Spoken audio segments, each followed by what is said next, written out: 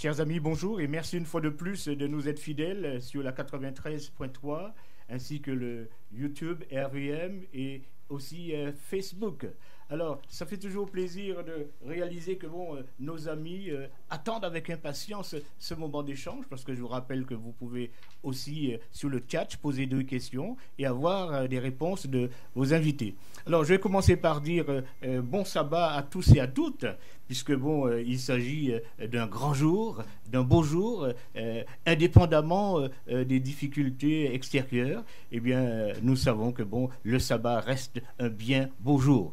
Alors, nous avons 2 invités ce matin qui nous font plaisir de partager avec l'ensemble de la planète, mais merci jusqu'à on ne sait pas où parce que on a des retours de gauche et de droite et de très loin comme ça se disait tout à l'heure. Des gens qui apprécient et qui voudraient même encore plus d'interactivité. Alors, nous avons notre fidèle et habitué pasteur Alfonso, l'homme de la communication. Comment ça va ce matin? Ça va bien. Alors, la communication, c'est vrai, j'ai passé la main à mon collègue David Bergida, mais je reste toujours un ami fidèle de la radio. Je dirais que je ne peux pas m'en passer. Non, mais je pensais plus que l'homme de la communication, pas nécessairement responsable de communication, un homme de communication. Oui, qui aime, voilà. Et nous avons aussi le plaisir d'avoir, alors en théologien, nous avions un théologien, mais nous avions aussi, heureusement, un scientifique que peut-être certains ne le connaissent pas comme scientifique. C'est notre frère et docteur Agis. Comment ça va? Ça va bien, merci. Bonjour. Alors, l'éclairage scientifique vaut la peine dans ces temps qui courent parce que, hier on parlait de la nécessité d'un historien, d'un géographe, mais ça vaudrait aussi la peine d'entendre la vie d'un passionné du livre, mais qui reste un scientifique aussi. Hein, voilà. C'est parce qu'on aime la précision. Oui, et non, mais ça vaut la peine. Ça vaut la peine. C'est des éclairages intéressants. Et puis, comme on dit, on n'a jamais fini d'apprendre. Surtout pas. Voilà. Oui.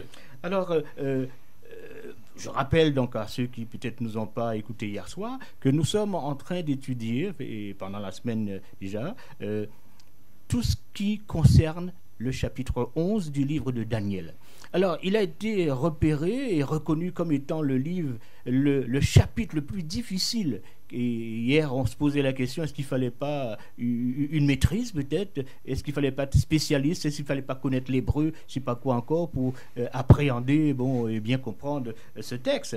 Alors, la première question que j'aimerais poser à nos amis, c'était de savoir, est-ce qu'ils pourraient nous éclairer un petit peu plus sur le titre de cette étude, à savoir du nord au sud, vers le beau pays. Ça, c'est le titre proposé. Mais il y a un autre auteur bien connu qui dit nord et sud réconciliés. Qu'est-ce que vous pourriez nous en dire là-dessus et comment on pourrait s'en sortir avec ces 2 titres qui semblent contradictoires? Alors, nord-sud, et il y a une terre ou un pays à conquérir qui se trouve au centre. Rappelons-nous que le danger au niveau de la Palestine, en tout cas du peuple de Dieu, le danger venait souvent du nord. Soit la Syrie, donc L-A-S-Y-R-I-E,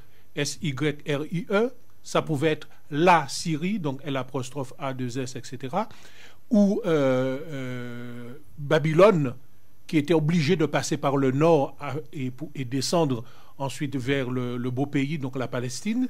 Et aussi, le danger pouvait venir du sud. En tout cas, le peuple de Dieu a souffert avec l'un des pays du sud, c'est-à-dire l'Égypte. Donc, on va mettre l'accent, le focus sur ces deux, on va dire, sur ces 2 groupes, ces 2 zones qui vont essayer de prendre le pays en sandwich. Le plus beau des pays est en sandwich parce qu'on a le nord, le grand danger, le sud, le grand danger, et au centre, on fait quoi? Et nous allons tenter de répondre à cette question. Donc le titre est intéressant. Alors par rapport aussi nord et sud réconciliés, on peut dire oui, puisqu'il y a eu beaucoup de chapitres. 11 nous dit tantôt le sud attaque le nord, tantôt le nord attaque le sud, et finalement c'est la concorde, c'est la paix. Il y a eu mariage, il y a des arrangements. Voilà, donc on va se dire, ils sont réconciliés. On verra aussi dans notre moment d'échange si c'était véritablement une réconciliation ou si c'était autre chose. Mais c'est vrai, on a fini la guerre, on a enterré la hache de guerre, et apparemment on semble copain-copain. Alors, qu'est-ce que veut ajouter notre invité, notre autre invité? En fait, moi, je n'ai pas, en étudiant ce chapitre, je ne l'ai pas considéré sur un aspect géographique. J'aurais plutôt donné un titre, le panorama de l'avenir dévoilé en langage clair. Alors, est-ce que tu veux reprendre ça? C'est une belle image aussi. Le panorama de l'avenir dévoilé en langage clair. C'est le seul chapitre de Daniel où il n'y a pas de symbole. Ça, c'est vrai. Il n'y a pas d'image. L'ange parle à Daniel en clair. Et on verra que ça a une importance capitale. Oui, ça c'est voilà. Ça facilite les choses. Oui. Bon, c'est vrai un langage clair, mais en même temps, il nous faut arriver à décoder tout de même. Il nous faut arriver à décoder.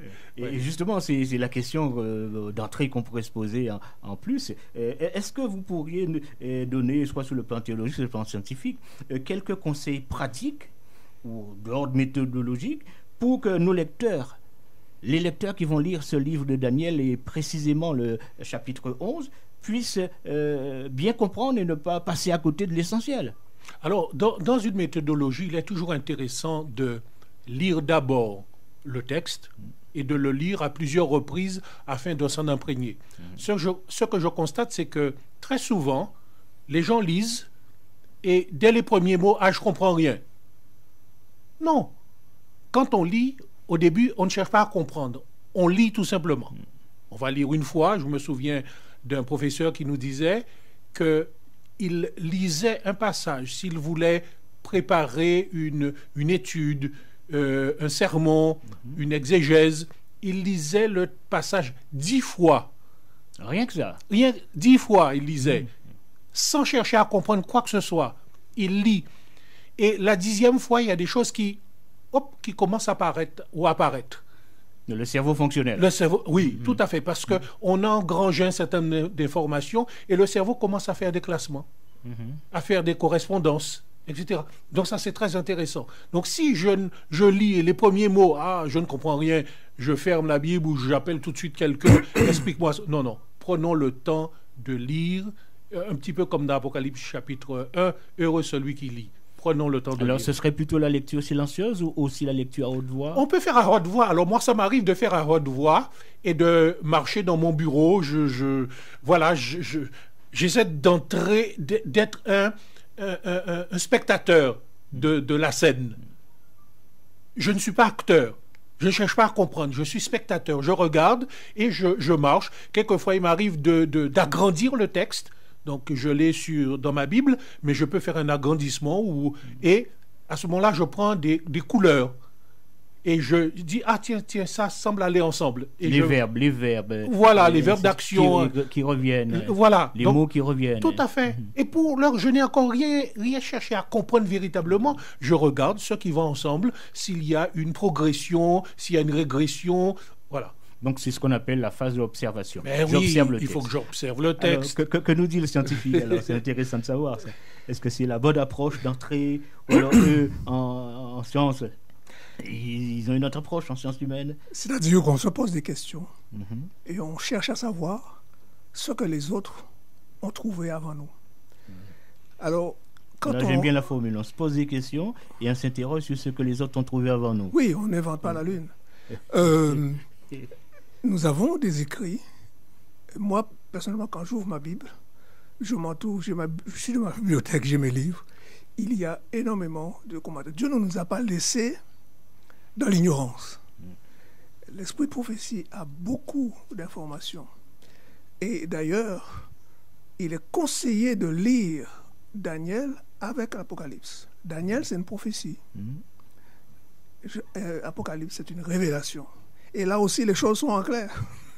Donc, il y a la différence entre une prophétie et une révélation. Alors que certains pensent que la prophétie, c'est déjà une révélation. C'est-à-dire que la prophétie, elle a des codes. Il faut savoir les décoder pour faire la suite. Alors que là, et d'ailleurs, Pasteur Alphonse vient de parler d'Apocalypse 1er, où il dit que c'est une révélation. Et l'ange parle et dit... Donc c'est plus facile de saisir, de comprendre une révélation qu'une prophétie, peut-être, c'est ça? C'est ça, je pense. Mais l'un fait écho à l'autre. Tout à fait. L'un fait écho à l'autre. Et il y a des endroits où Daniel ne donne pas de détails, ne précise pas, alors que Jean précise. Oui, oui. D'ailleurs, c'est ça qu'on a appelé, on a dit que ces deux livres, ils étaient compagnons, quoi. Daniel et Apocalypse, c'était des livres compagnons. Les deux livres vont ensemble. Oui, dans le prolongement, on disait l'observation. Je crois qu'un scientifique prend aussi le temps d'observer. C'est vrai, on s'intéresse à ce que les autres ont dit, et on a la même démarche aussi au niveau de l'étude de la Bible. Quand on va dans la compréhension, il y a ce qu'on appelle un contexte, le contexte immédiat, dans le chapitre. Qu'est-ce qui est dit dans le chapitre concernant le contexte? Ça peut être un contexte un petit peu plus large. On va chercher dans le livre de Daniel ce qu'il y a, et on peut avoir un contexte lointain. On va chercher dans d'autres livres. Donc on s'intéresse à ce que les autres ont dit avant Daniel, ou ce que les autres ont dit, puisque on a l'ensemble de la Bible, ce que d'autres ont dit après Daniel. Donc forcément, on passe par ce passage-là est obligatoire. Et ce qui permet de comprendre, d'éviter du non-sens. De tomber dans des travers. De tomber dans des travers et du hors-sujet. Parce qu'on dit toujours, ce qui est hors contexte peut être un prétexte pour faire et dire n'importe quoi. Après, maintenant, lorsque l'on a fait cette démarche d'observation, de compréhension, on va chercher à interpréter, puisque le texte a été écrit depuis très longtemps. Donc forcément, on fait de l'herméneutique, on cherche à interpréter, dire aujourd'hui en quoi cela nous concerne, quels sont les éléments que nous pouvons trouver. Est-ce que le texte, je l'applique tel quel, ou est-ce qu'il y a des principes que je peux le spiritualiser? Est-ce qu'il faut quoi? Non, on spiritualise pas. Non. Non, mais c'est intéressant de le dire parce que beaucoup de gens pensent que... On va, je disais, se dire quel principe j'ai dans ce texte, ou est-ce que je l'applique tel quel? Alors, si je ne peux pas l'appliquer tel quel, donc je vais tirer des leçons. Si cela me concerne, donc je suis dans l'actualité, puisque la prophétie, notre interprétation, en tout cas notre ligne d'interprétation, c'est historiciste. C'est-à-dire, c'est ce qui se passe dans la chronologie, dans la suite des temps. Donc on va se dire, tiens, est-ce que j'ai un repère dans le temps? Est-ce que le texte me donne un repère dans le temps pour que je sache où j'en suis? Donc je ne spiritualise pas. Bien spiritualiser. Oui. Bien me situer. Donc. Oui, spiritualiser, c'est un danger. Parce que des risques. Je prends des risques en spiritualisant, puisque le texte ne m'invite pas à faire cela. Le texte m'invite à être cohérent, à être sage, à être intelligent, comme les fils d'Isaacar, qui avaient l'intelligence des temps. Mais si je spiritualise, quel exemple je pourrais prendre? Je sais pas, je ne vais pas spiritualiser le texte qui dit « Et Judas alla se pendre ». Ouais. Dans Daniel chapitre 11, si je spiritualise, je vais dire quoi? Que le nord, le sud, alors le nord c'est ma vie antérieure, le sud c'est ma vie actuelle, ou je sais pas, ça serait spiritualisé. Les portes sont ouvertes à toute interprétation possible, donc, et que le scientifique n'accepterait pas, puisque bon, ça manquerait de rigueur. Non, c'est-à-dire que la prophétie fait une déclaration. On veut comprendre et on va observer les événements historiques qui viennent confirmer ce que la prophétie dit. Donc qui appuie. Et c'est ça le rôle de l'observateur. Et c'est comme ça que nos pionniers ont commencé, c'est-à-dire que il s'est passé tel événement historique. Où en est sa trace dans la prophétie. Dans la prophétie. Et donc l'histoire confirme la prophétie et non le contraire. Intéressant de le préciser, comme ça il n'y a pas de malentendu. Voilà, ça c'est important. Alors est-ce que c'est pas quelquefois fastidieux pour ce qu'on appelle le lecteur de monsieur, madame de tous les jours? Oui et ça non. Demande plus d'efforts, plus de permanence. C'est pourquoi je disais... Plus de persévérance aussi. Plus de persévérance, ça c'est important, puisque le trésor n'est jamais, comment dirais-je... À portée de main. Le trésor est toujours caché. Donc il faut prendre le temps de creuser. Il faut prendre le temps de creuser. Si on se dit simplement, je dirais à fleur de terre, non, le trésor n'est pas là. Un trésor est toujours caché. Et Dieu fait bien de coder, bien souvent, les prophéties, afin qu'on soit des lecteurs diligents. Donc prenons le temps, surtout qu'aujourd'hui nous sommes en confinement. prenons le temps de chercher. Et comme je dis, on peut ne pas avoir beaucoup de connaissances. Ce n'est pas le fait d'avoir des connaissances théologiques, exégétiques, ce n'est pas cela. C'est une démarche qui est spirituelle. Et à ce moment-là, je ne spiritualise pas, mais je suis dans une démarche spirituelle, c'est Dieu qui me parle. Eh bien, je prends le temps de l'écouter. Alors, la Bible, c'est la parole de Dieu. Une parole s'entend, une parole s'écoute. On ne lit pas simplement une parole. Tout à l'heure, je disais, on va lire, certes, mais c'est quand je lis 10 fois, je suis à l'écoute du texte. Alors, si vous n'avez pas beaucoup d'outils, prenez le temps de lire, de relire et de lire au moins 10 fois. Je reste persuadé que l'individu qui prend ce temps-là, à un moment donné, il y a quelque chose qui va lui parler. Et Dr Agis parlait tout à l'heure de révélation, mais on sera illuminé. Il y aura une illumination. Cette parole va m'envahir et je vais dire, ah tiens, je crois que Dieu est en train de me dire ça. Oui. C'est important. Cet aspect-là est important. J'ai entendu plusieurs fois des gens dire peu importe la compréhension des prophéties, c'est pas indispensable. Pour être sauvé, Pour être entre sauvé. autres, oui, j'ai cru entendre cela aussi. Oui. Tu as entendu ça aussi? J'ai découvert une citation de l'autrice Ellen White dans un de ses ouvrages, Manuscript Release, le volume 13. Elle dit ceci: nous n'avons pas de temps à perdre. Des temps de troubles sont devant nous. Le monde est saturé par l'esprit de la guerre. L'actualité. Oui. Et comment Bientôt vont se réaliser les scènes de troubles dont parlent les prophéties. La prophétie du chapitre 11 de Daniel est presque arrivée à son accomplissement final. La plus grande partie de l'histoire accomplissant cette prophétie sera répétée. Dans le 30e verset, il en est question. Et elle cite Daniel 11, 30 à 36. Et elle poursuit en disant: des scènes similaires à celles décrites en ces termes auront lieu.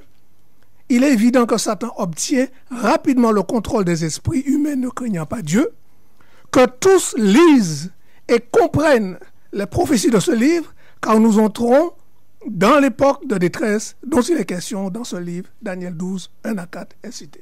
Alors, est-ce que tu veux juste rappeler la référence? Parce que bon, on va nous appeler pour nous demander...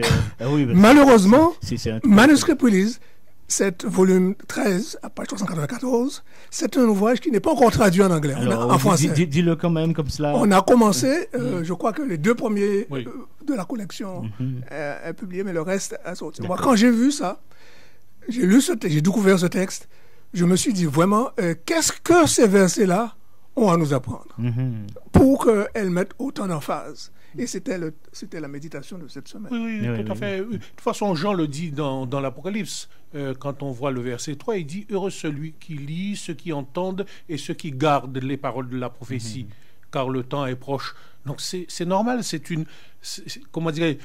en plus clair la citation qui vient d'être mentionnée, mais la Bible m'invite véritablement à être diligent. Dans Daniel chapitre 12, il dit aussi « Heureux celui qui va enseigner à la multitude ceux qui seront intelligents. » Donc l'intelligence n'est pas la propriété des intellectuels, l'intelligence est à la portée de tout être humain qui se tourne vers Dieu et qui dit « Aide-moi à comprendre. » Absolument. D'ailleurs, le texte du Somme chapitre 14 dit Dieu cherche pour voir s'il y a des hommes intelligents. Oui. Et précise qui cherche Dieu. Qui cherche Dieu. Voilà. On n'a pas pensé à ça. Voilà. Oui, effectivement. Voilà. Bon. Donc c'est à la portée de tout un chacun. Ne fermons pas la porte. C'est comme l'étudiant qui dit ou le lycéen qui dit « Ah, j'aime pas les maths. » Ben, s'il répète ça tout le temps « J'aime pas les maths », son cerveau va enregistrer « J'aime pas les maths ». Il n'aimera plus jamais les maths. Il n'aimera plus jamais les maths. Donc laissons notre esprit ouvert à l'influence de Dieu. Alors, au point où nous en sommes, est-ce que vous pourriez nous faire un petit résumé ou un petit rappel de l'essentiel du chapitre 11? Parce qu'il est réputé difficile, mais comme l'objectif pour nous, c'est de le rendre plus facile, plus accessible, en tout cas, ce matin, pour nos amis, pour ceux peut-être qui se disaient « Ah, je n'avais pas encore pensé à cela comme cela », eh bien, qu'est-ce que vous pourriez leur proposer comme résumé ou comme chose facilitant la compréhension? Alors, dans son intervention tout à l'heure, Dr Agis disait que c'est le chapitre où il n'y a pas de symbole.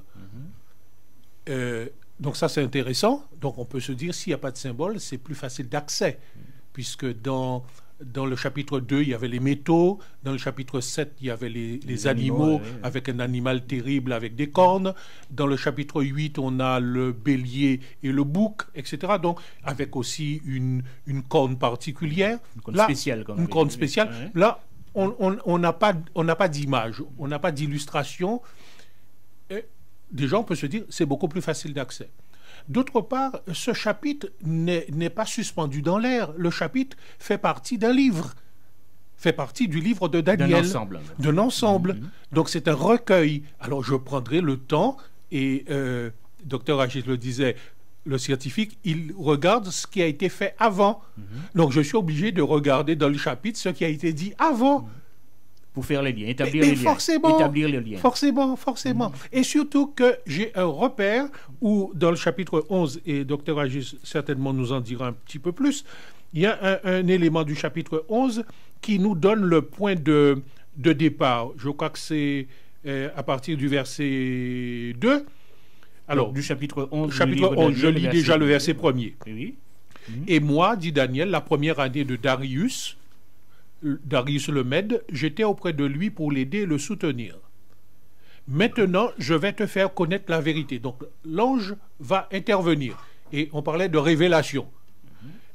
Voici, il y aura encore 3 rois en Perse. J'ai un point de départ. Que je suis avec un roi médo-persan, puisque les deux groupes s'étaient alliancés en donc quelque sorte. Donc, tu veux dire qu'on est situé dans le temps et dans l'espace. Voilà, le verset 2 dit, voilà, il y a encore 3 rois en Perse, etc. Donc, forcément, je suis obligé de regarder ce qui s'est passé dans le chapitre 2 à partir de la Perse. Je suis obligé de regarder dans le chapitre 7 ce qui est dit concernant la Perse, le royaume médo-persan, et je suis obligé de regarder dans le chapitre 8 ce qui est dit. Et ce qui est curieux, c'est que le chapitre 8 démarre avec l'empire médo-persan, le bélier, et ensuite le bouc, le roi de Javan. Donc voilà, je suis situé. On n'est pas lâché. On n'est pas lâché, pas du tout. On sait qu'on ne va pas trop parler de Babylone comme entité. On va surtout s'arrêter sur les Perses, ensuite les Grecs, et après, on continue ce qui manque dans la prophétie, pas ce qui manque, ce qui vient après. Donc on a médo-persan, on a grec, forcément après on a Rome et tout ce qui va avec. Et ensuite on termine avec la fin des temps. Donc je crois qu'on a un repère, je ne sais pas ce que Dr Agis pense, mais il me semble que j'ai un indice qui me dit où je dois démarrer. Oui, on a coutume de dire, les prophéties de Daniel. Parce que Daniel a reçu plusieurs visions. Mais chacune des visions reporte la même chose. Et il y a 2 principes. D'ailleurs, l'auteur de la leçon le parle, c'est la répétition qu'utilise Dieu. Mais j'ajoute un 2e principe, et je ne suis pas le seul à le dire, c'est l'amplification. Très bien. À chaque vision, Dieu répète la même chose, mais en amplifiant, en donnant des éléments. Donc il va mettre le focus. Et là, dans le chapitre 11, l'ange démarre à partir de l'Empire médo-persan, comme vient de le dire le pasteur, et arrive jusqu'à notre temps, jusqu'à la fin des temps. Oui. Alors, dans ce texte, il est parlé du temps de la fin, il est parlé de la fin des temps. Alors, ça peut peut-être... Quelle nuance, alors? Alors, bon, étudier ce chapitre, cette heure ne serait pas suffisante. Oui, on comprend. On l'a déjà dit pour les autres études. Ça ne suffit pas. Mais le temps de la fin... De plusieurs séminaires, même. Oui, c'est un repère. Dans l'idéal. C'est chaque fois la fin d'une prophétie. Chaque fois la fin de temps. C'est une séquence. Voilà, une séquence. Alors, je dis ça pour faire la différence avec Jean. Jean n'a eu qu'une seule vision. Comme un film qui se déroule devant ses yeux.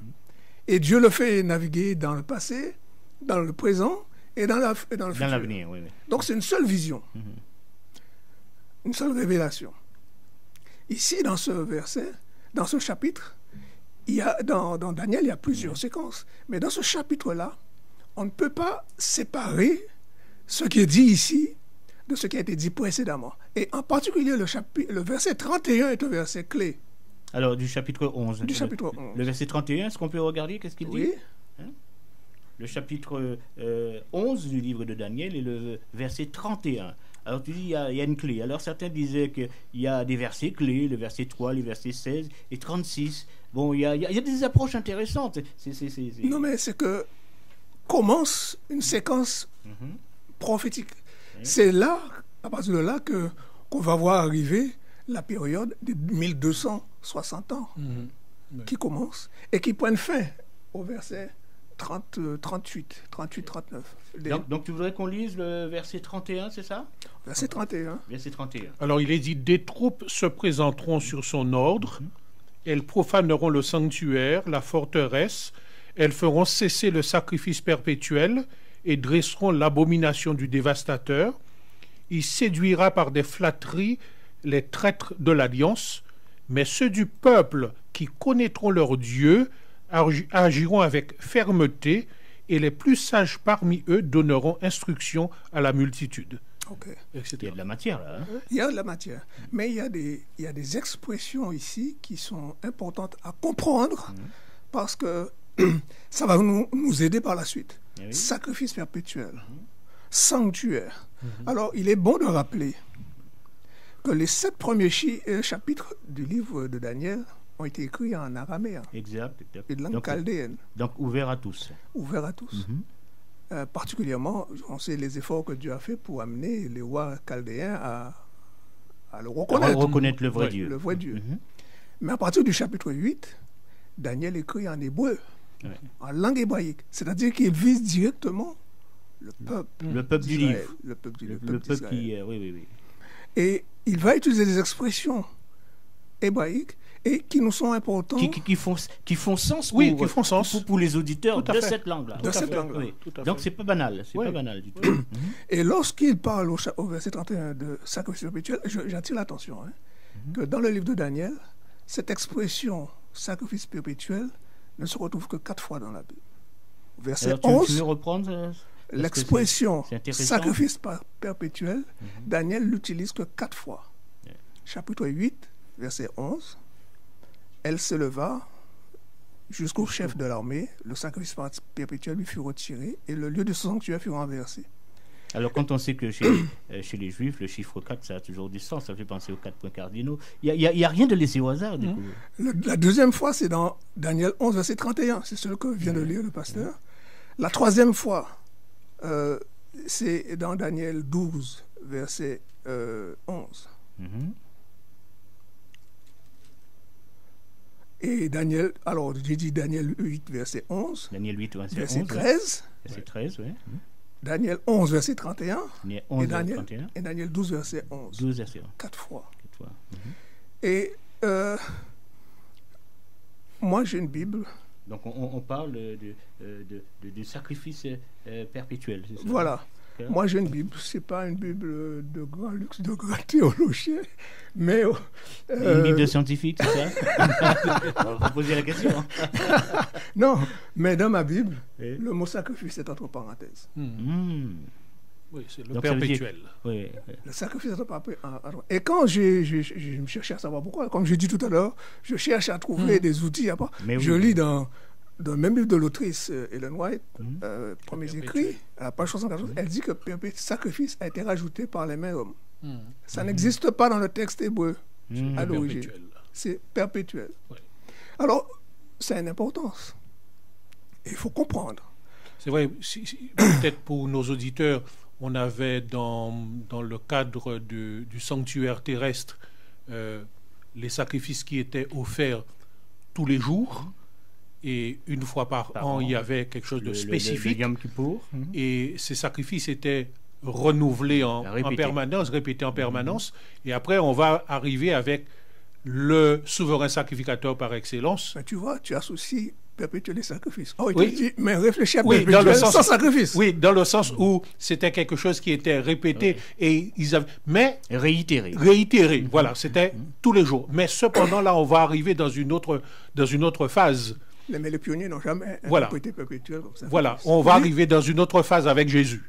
Ce qu'on va dire. Mais ils disent, Alors, pour bien comprendre, regardez bien au verset 11 du chapitre 8, il dit le sacrifice perpétuel lui fut retiré. Au verset 31. Alors, retiré à qui? Non, je lis le texte comme c'est. D'accord. Il est retiré. Au verset 11, 31, il dit ils aboliront le sacrifice perpétuel. Et au chapitre 12, il dit interrompu. Le sacrifice perpétuel sera interrompu. Alors, moi, donc il y a un message peut-être. Il y a un message. Sachant que le livre a été écrit en hébreu, il y a deux termes hébreux pour traduire retirer. C'est le mot rum, R-U-M, et le mot sur, S-U-R, retirer. Et quand je regarde qu'est-ce que Daniel a utilisé, au chapitre 8, verset 11, il dit rum.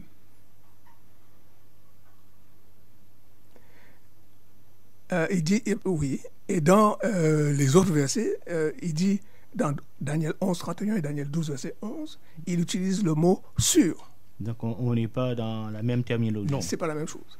Alors ça, notre théologien, il va se faire plaisir là. Hein? Et quand on regarde la signification du mot hébreu, moi je ne dis pas, mais je cherche.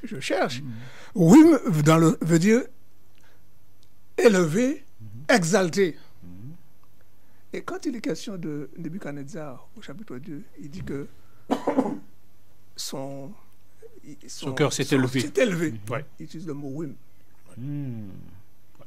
Belshazzar utilise le mot rum. Mais quand il est question dans l'Ancien Testament, quand le sauveur sacrificateur vient, prend l'offrande et l'élève devant l'Éternel, il utilise le mot sur, exalté. Ouais. Donc on est dans une autre dimension là. Alors lorsque l'on dit parfois que la papauté a cherché à usurper il faut bien comprendre, parce que lorsque Daniel utilise maintenant pour traduire sanctuaire dans le chapitre 8, il utilise deux mots. Il utilise le mot Godesh pour le sanctuaire céleste. Dans Daniel 8, verset 14, 2300 soirées, le sanctuaire céleste utilise le mot Kodesh. Et dans le verset 11 du 8, quand il dit que le sanctuaire a été renversé, il utilise le mot Mikdash. Et Mikdash peut vouloir dire sanctuaire céleste, divin, ou sanctuaire païen. Mais on comprend que Daniel était un érudit. Et s'il utilise deux mots différents, c'est que cela a une signification. C'est qu'il y a deux leçons différentes. Et dans Daniel 11, verset 31, qui dit que le sanctuaire a été renversé, il utilise le mot Mikdash. Il n'utilise pas le mot Godesh. Et qui renvoie, et Mikdash renvoie à... au sanctuaire païen. Alors pourquoi on parle de la Rome païenne? Parce qu'il y a une question de Rome. Pourquoi on parle de Rome païenne? Parce que, et on est d'accord que Babylone c'était un royaume païen. Oui, il n'y a pas de... Les Mèdes et Perses c'était des royaumes païens. La Grèce c'était un royaume païen. Oui. Mais pour Rome, on dit la Rome païenne. Simplement parce que Rome a porté le paganisme à son maximum. C'était le syncrétisme du paganisme. Et chaque fois... le summum. Chaque fois que Rome remportait une victoire sur un territoire et qu'il trouvait que dans cette nation-là, on pratiquait, on adorait une divinité qu'il n'avait pas, il prenait le prêtre et tous ces articles et l'amenait dans le temple Panthéon. Le Panthéon. Et c'est là que le Panthéon, c'était vraiment le temple païen. Et selon on dit au verset 31 que ce temple fut renversé. La forteresse Rome fut renversée. Et à quelle année ça se passe? N'oublions pas que Rome est sous les coups des Vandales, des Ostrogoths, les Hérules ayant déjà été éliminés précédemment. Donc, ce sont ces deux tribus barbares qui sont en train de piller Rome. Au verset 30, nous voyons que Constantin lui-même est déjà parti. Rome est tombé, il n'a pas pu, d'ailleurs on le dit, au verset 30, quand on regarde, il rebouche chemin, penaud, il s'en va, parce qu'il ne peut pas résister. Et il va transférer la capitale de l'Empire romain à Constantinople, l'Empire romain d'Orient. D'accord? Donc, là, les troupes dont il est question. Et c'est là qu'il faut bien comprendre. Les troupes qui sont là, ce sont les 7 autres rois, barbares francs, alamans, etc. Les 7 autres tribus barbares qui vont donner toute la puissance de leur royaume au service du pape. N'oublions pas qu'au verset 30, il dit contre l'Alliance Sainte, Justinien vient de proclamer en 1633 l'évêque de Rome comme étant au-dessus de toutes les églises, le chef des églises chrétiennes d'alors. Et Clovis, en 496, ayant adopté la foi catholique et a été baptisé, ça a été le début d'une coalition État et Église pour gouverner le monde. Madame a dit que ce qui s'est passé là va se reproduire. Va se reproduire à la fin de... Et c'est pour cela que nous devons être... Oui, sans filigrane déjà dans Apocalypse chapitre 13. Sans filigrane. Exactement. Sans filigrane dans ce Oui, on peut pas... Les scientifiques sont d'accord avec oui, c'est bien. Oui, tout à fait. C'est de l'enrichissement pour nous, ça. Tout à fait.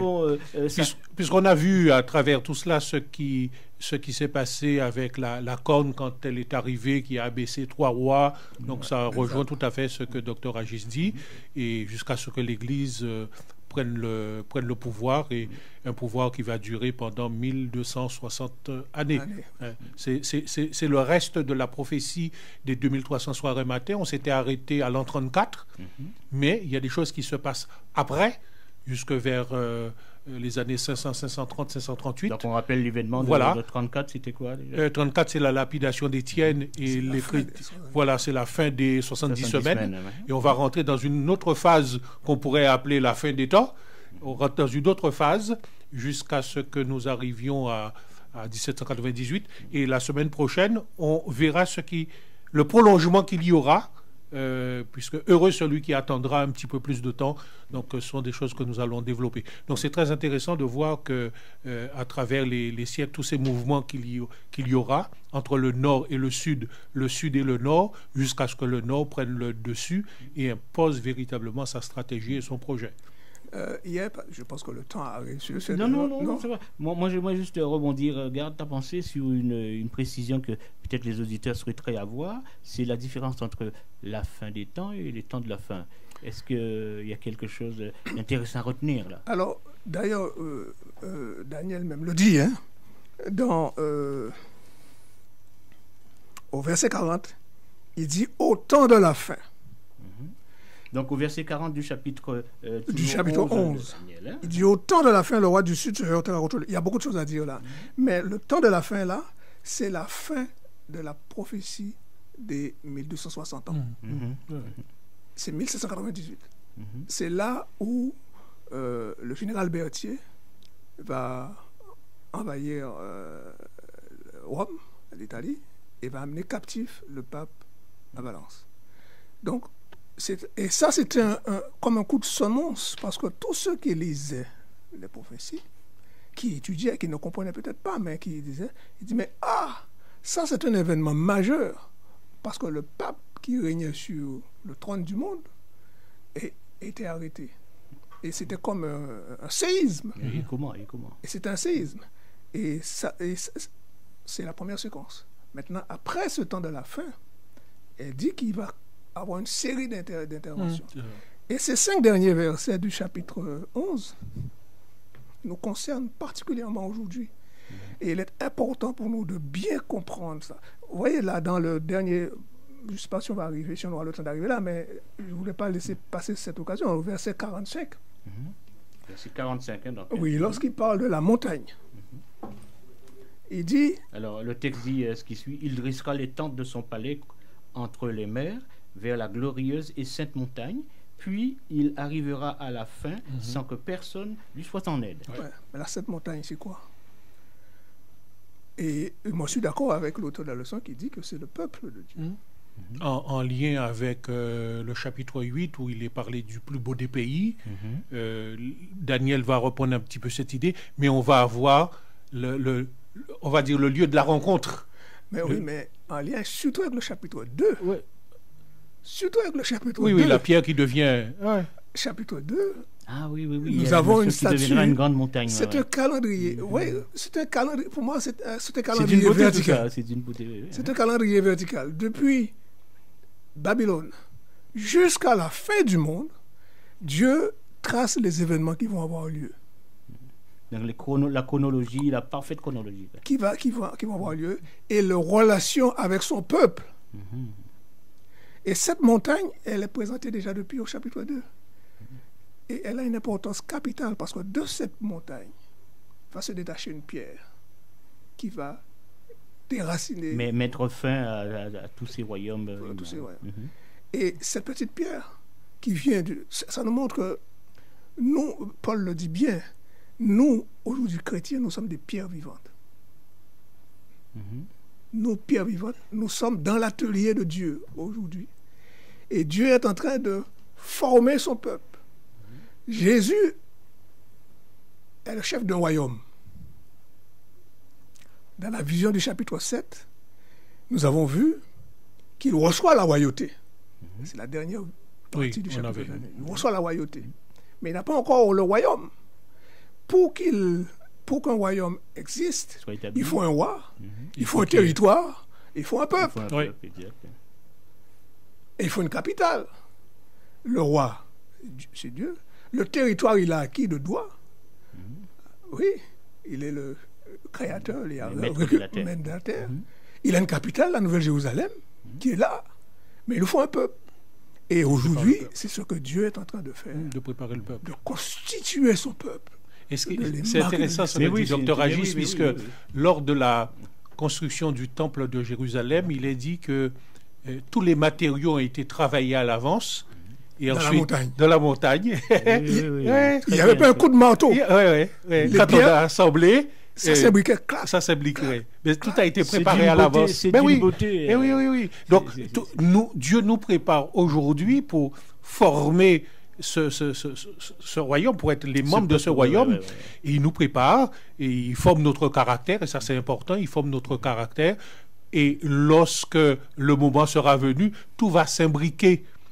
Si aujourd'hui, entre nous, il y a quelques frictions, on va dire c'est un petit peu normal, Dieu va nous équarrir, il faut qu'on accepte. C'est assurer le polissage. Voilà, il faut qu'on accepte cela, et à ce moment-là, tout va pouvoir s'imbriquer, et son Église sera pure, sans tache, ni rien de semblable, sainte et irrépréhensible. Et en face, maintenant, il y aura tous ceux qui chercheront à envahir ce pays, parce qu'ils se diront, mais c'est extraordinaire ce que Dieu a préparé pour ce peuple.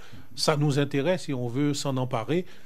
Mais la fin viendra parce que de ce royaume, quelqu'un sortira, tu le disais, une pierre, quelqu'un sortira de l'ensemble des pierres, une pierre sortira pour anéantir tous ceux qui sont en face. Voilà, c'est-à-dire que de cette montagne, c'est le coup près du jugement qui va séparer deux catégories d'individus.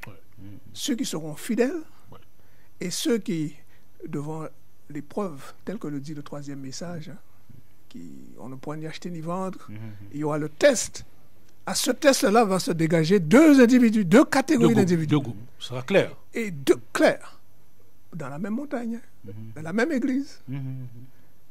Et ceux qui ont résisté victorieusement, ce sont ceux-là dont Jean dit au verset 17 que Jésus a remporté la victoire.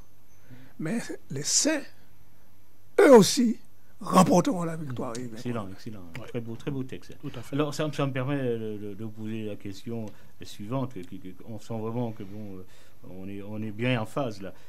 La question pratique aujourd'hui pour nous, puisque c'est quelque chose qui nous concerne aujourd'hui, comment est-ce que le peuple de Dieu doit se préparer pour tenir ferme pendant cette grande crise finale? Et puis surtout, quelle place Jésus-Christ doit occuper ou occupera ou occupe déjà dans la gestion du grand conflit des âges? Je crois que Dr Agis a bien brossé le tableau, peut-être juste retirer quelques éléments saillants de ce qu'il a dit. Il y a un élément spirituel quelque chose que Jésus est en train de préparer. Et il a parlé du sanctuaire. Donc on ne peut pas enlever cet élément-là. enlever l'élément du sanctuaire. Le Christ, il est où? Il fait quoi? Donc il est important de répondre à ces questions-là. Et dans son sanctuaire, alors que les autres ont essayé d'ériger leur sanctuaire pour troubler les nations, lui, dans son sanctuaire, il prépare quelque chose. Le chapitre 7 nous en a parlé. Et ce sanctuaire devra être purifié. Le jugement commence par la maison de Dieu. Exact. Donc, il faut se dire que le Christ est en train de préparer quelque chose pour qu'à un moment donné, que dans sa maison, il n'y ait que les fidèles. Je vais reprendre cela. Oui, Jésus est en train de mettre quelque chose en place dans son sanctuaire, parce qu'il parlait tout à l'heure de la montagne, etc. Donc, on a dans le sanctuaire de Dieu un groupe d'individus, mais dans ce groupe-là, tout le monde n'est pas fidèle. Donc, son jugement fera en sorte qu'il y ait une séparation entre les fidèles et ceux qui ne le sont pas. Donc, ceux qui sont fidèles resteront dans son groupe, et ceux qui ne sont pas fidèles iront rejoindre le roi du Nord et tout ce que l'on a évoqué dans le chapitre 11. Ceux qui s'opposent à Dieu. Ceux qui s'opposent à Dieu. C'est curieux, c'est que tout en étant aujourd'hui dans le royaume apparemment, certains travaillent à affaiblir à affaiblir le royaume. Sont des agents doubles. Et donc les agents doubles seront retirés de ce royaume-là. Et comme ils ont été des agents doubles, ça veut dire que leur cœur était aussi de l'autre côté avec le roi du Nord. Donc ils ne roulent pas pour Dieu. Ils ne roulent pas pour Dieu. Et à ce moment-là, il y aura deux groupes distincts, ceux qui servent Dieu et ceux qui ne servent pas Dieu. Et ceux qui ne servent pas Dieu seront sous la houlette du roi du Nord. Absolument. Voilà. Je suis très heureux de participer à ce débat avec le pasteur Alphonse. On ne s'était pas convenu. On ne s'était pas concerté. Non, mais il y a beaucoup d'humour, je rappelle ça. On ne s'était pas concerté. Mais il est intéressant de remarquer, c'est vrai que le criblage est en train de se faire maintenant. Alors, tu peux dire ce que veut dire ce mot criblage, là, parce que le tri, il y a nos amis le scellement voilà, d'accord. Qui se fait maintenant. Dieu marque son peuple. Ceux qui reflètent son image, son caractère. Ceux-là recevront la pluie de la saison et continueront à prêcher. Mais ce que... Alors pour nos amis, la pluie de la saison, c'est-à-dire beaucoup de brèches, une dose particulière de l'esprit pour toute la puissance être en du mesure Saint-Esprit de tenir ferme. Et c'est intéressant de voir que dans ce chapitre 11, Daniel parle au verset 41. Il avancera dans le plus beau des pays et beaucoup trébucheront. C'est ce que tu dis. Oui. C'est le verset mais Édom, à retenir.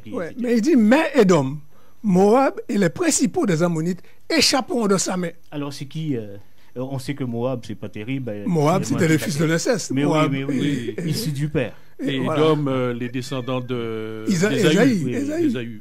Le rouge. Et à plusieurs reprises, ce sont des relations familiales proches des enfants d'Israël.